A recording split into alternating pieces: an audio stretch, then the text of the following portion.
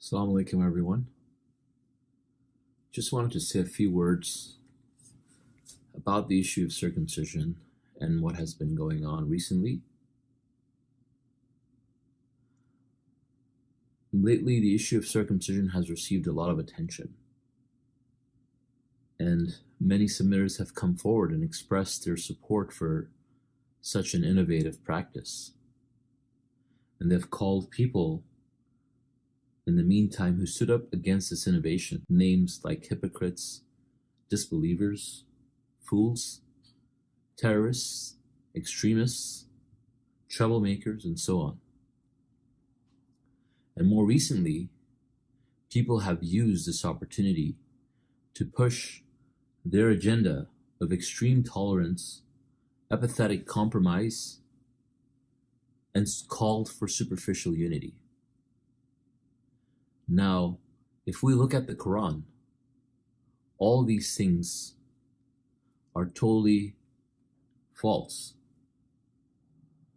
Furthermore, certain misguided individuals have miscategorized people who are standing up against this innovation as dividers, and they've called it an act of division and intolerance. However, for any student of the Quran who carefully studies the Quran, they can easily tell lies from the truth. So basically, people who are saying that those who are standing up against this innovative practice of circumcision are actually dividing the believers, it's actually quite the opposite. See, what they're trying to do is they're trying to unite the believers by upholding only those practices that were given to Abraham. And furthermore, people have suggested that something that is not specifically prohibited in the Quran cannot be prohibited. There's something terribly wrong with that logic, basically, because that means that any new innovations can now be added into the Quran because they weren't specifically mentioned. So anybody can just come up with an innovation and attribute it to Muhammad or Abraham, but you can't prohibit it because it's not prohibited specifically in the Quran. That doesn't make any sense, does it? No. So, the Quran actually strongly condemns sectarianism. We know in Surah 30, verse 32, God says, "Do not fall into idol worship, like those who divided their religion into sects, each party rejoicing in what they have." According to Appendix 7, it says, consequent to Satan's blasphemy, a division occurred in the heavenly society. So we know that division that occurred in the heavenly society was the first division that we know of in the Quran. And this division was based on the ideological differences between the people. So those who decided to uphold God's absolute authority were classified as angels, and those who didn't make a firm stand were us, the humans. So now we came here because of this. Because we failed to make a firm stand, we're now here in this world to be tested, to see if we will make a firm stand for God now. And so we're faced with a test. See, 19 years after Prophet Muhammad passed away, the scribes decided to add 2 false verses into the written scripture of submission, the Quran. And the consequence of such a horrendous crime was that a 50-year war erupted, which caused Islam to be divided into the 2 different sects. Now, 1400 years later, God finally sent the messenger of the covenant and purified the religion, removed the 2 false verses, and purified all our religious practices. However, Satan's not going to stop here, and he's working constantly to try to cause division, by altering the religion. See, the division occurred when Satan decided to inspire people to add 2 false verses. In the same manner, now that the message has been purified again, Satan didn't have to wait very long, and people readily fulfilled his expectations by creating another practice and adding it to the religion. So just as back then the practical scripture was purified and then the written scripture was given, Satan came in and he altered the written scripture by adding the 2 false verses.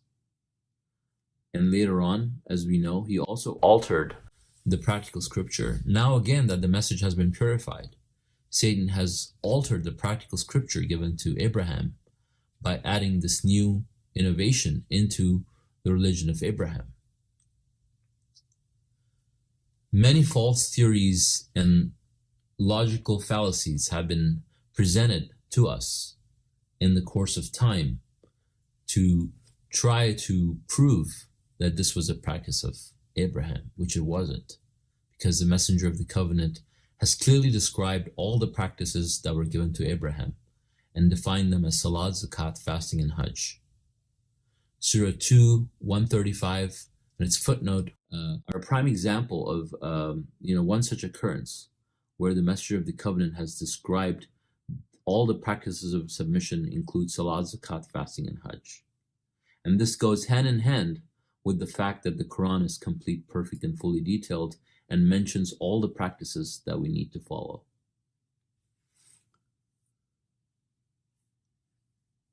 Now, based on the Quran, people who believe that they must compromise their religion in order to create this false image of unity are greatly mistaken and duped by Satan. Many people have used this opportunity, this discussion of circumcision, as a way to point fingers at others and to claim that people are clueless because they are fighting over something that is not supposed to be fought about, and you can basically do whatever you want because it's not in the Quran. And so they're missing the fact that we have not been given a practice. A new practice is being added in the religion, but it's okay because it's not in the Quran.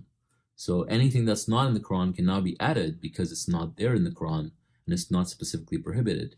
So we can add any new practice into the religion and there should be no problem whatsoever. However, nothing could be farther from the truth.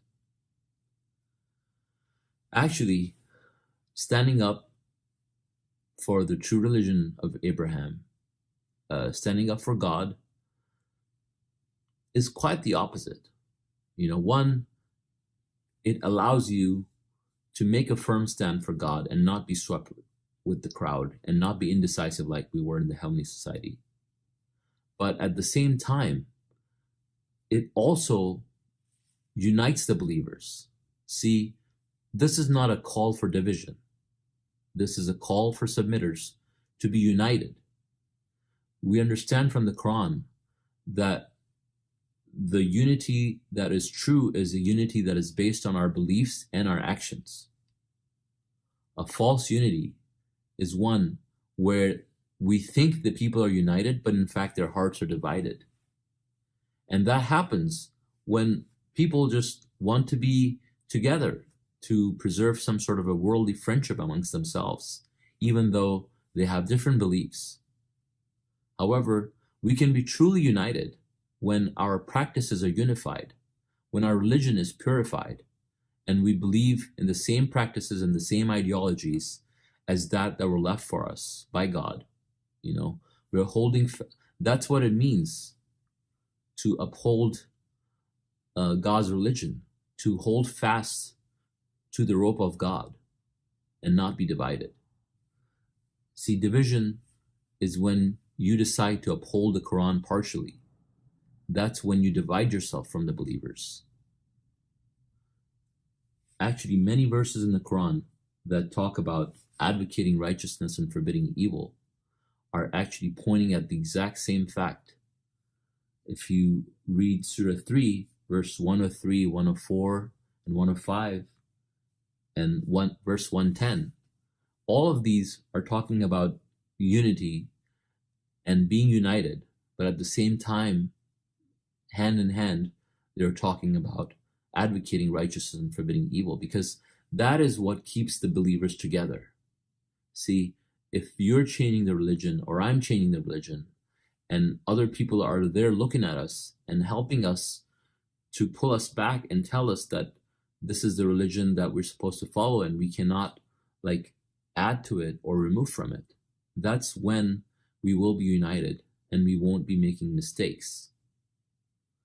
And that's how the division won't be allowed to flourish.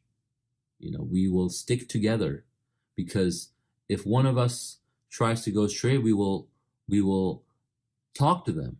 We will let them know that this is wrong. And this is a trait of the believers. If we actually see in Surah 3, it says that the believers are united. It says, "You shall hold fast to the rope of God, all of you, and do not be divided." And then that verse continues, and it says in the next verse, "Let there be a community of you who invite to what is good, advocate righteousness, and forbid evil. These are the winners." And then the next verse says, "Do not be like those who became divided and disputed, despite the clear proofs that were given to them, for these have incurred a terrible retribution." So God is actually letting us know that this is a trait of the believers. And also in Surah 9, verse 71, God says, "The believing men and women are allies of one another. They advocate righteousness and forbid evil," and so on. So this verse also tells us that a trait of the believers is that they're those who are united and they're allies of one another, right? And they advocate righteousness and forbid evil. But however, Satan is using this to trick the people into doing many things. For one, he does not want you to speak up against any sort of innovation, and he wants to continue doing that without any resistance. So he can continue to confuse people and misguide people and downplay what he's doing, and so that religion can freely be corrupted and people can become apathetic. Apathy is condemned in the Quran. Apathy is characterized as not advocating righteousness and forbidding evil. So advocating the purified practices of submission that were given to Abraham while upholding the Quran alone, and forbidding others from adding innovative practices such as circumcision attributed falsely to Abraham, cannot be considered an act of division. In fact, it is a call for everyone to be united under the one true religion of God, allowing all the believers to unify in both belief and in practice. Thank you.